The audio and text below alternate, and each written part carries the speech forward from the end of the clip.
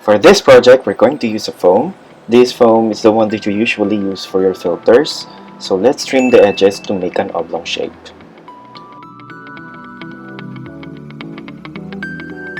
I'm going to attach this to the wood using a water-resistant adhesive. But before that, let's attach the moss to the foam first. And now, I'm going to attach the Christmas moss to the top or the visible area of the foam using a needle and thread.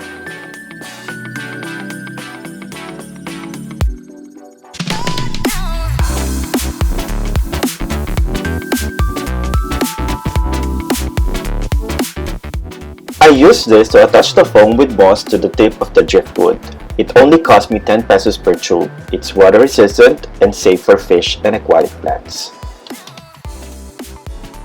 And now, let's start aquascaping.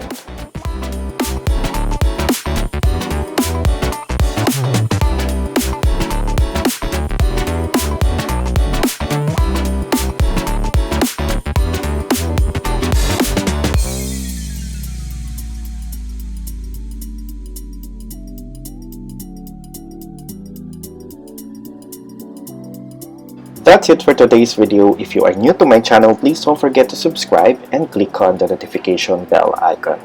Thank you for watching. See you in the next video. God bless you.